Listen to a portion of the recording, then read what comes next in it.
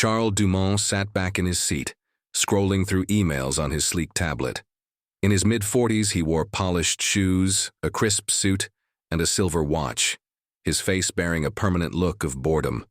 He was en route to inspect a mining project his company had invested in.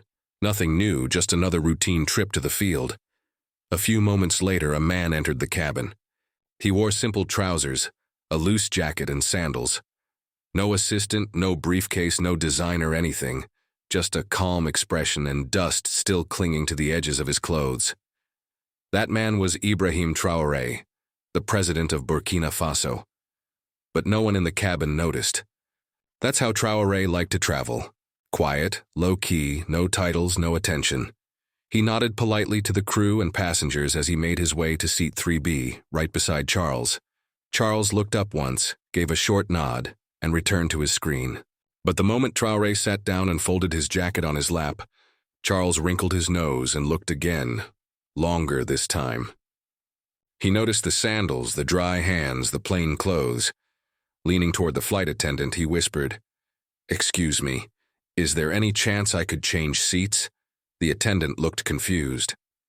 "Is something wrong with your seat, sir?" Charles glanced at Traoré and muttered, "I'd just prefer to sit next to someone else." "No offense." The attendant raised an eyebrow. "I'm sorry, sir, we're full in business class." Charles sighed heavily and sat back, clearly annoyed. "Unbelievable," he muttered in French. "You pay this much and they seat you beside anyone." But what?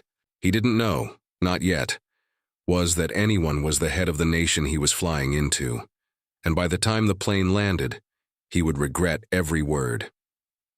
As the plane reached cruising altitude, Charles Dumont grew visibly uncomfortable. He glanced at Ibrahim Traoré several times, frowning at his quiet, calm presence.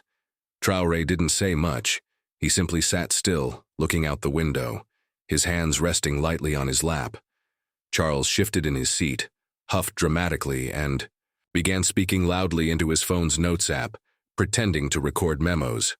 "We'll need more control on the ground in Burkina Faso," he said aloud, making sure the man next to him could hear.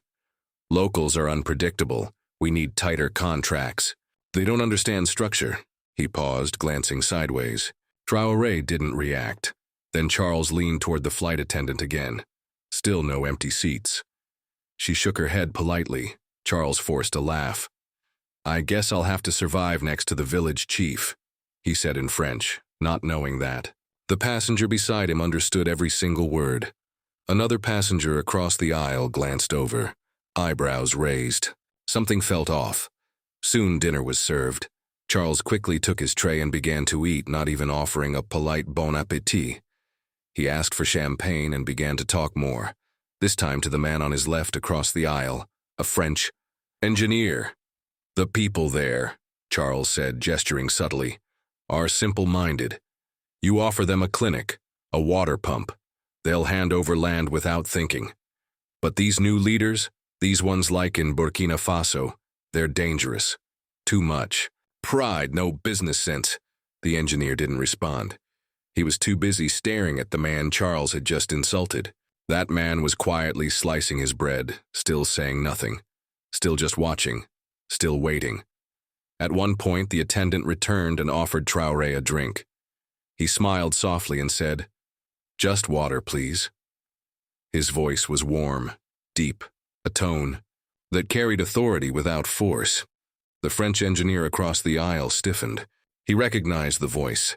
He had heard it on television.